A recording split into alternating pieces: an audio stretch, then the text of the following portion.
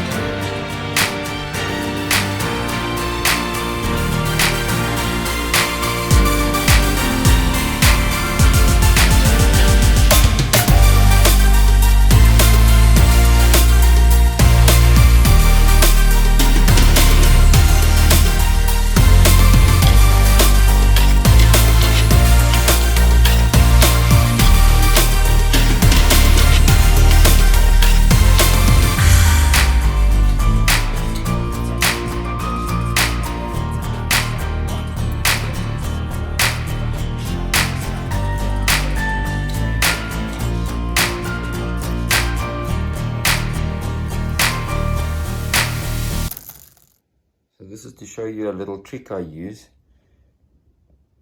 to solve the problem of having friction on these old cable guides. These were brazed onto the frames in the old days, and then the cables used to, just with friction, be pushed through them and right up against the metal, and over the years it actually wears through.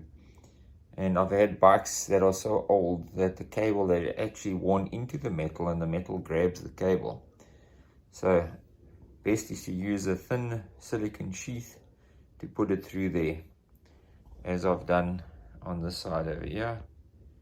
So what I do is I just cut a thin piece of gear cable, strip the outer off. Okay, so that's what you're going to be left with, and when you split it apart, you get a whole lot of these really fine metal cables. Be careful, these can be sharp, so dispose of them correctly. And what you're left with is the actual little silicone sheath inside it, and that's what you're after. So then thread your cable through this sheath and let this be your lining underneath that cable guide. Right, so you thread your cable through it and then simply just hook the sheath in there like that. Now you have a frictionless, or a lot less friction, running through your guide.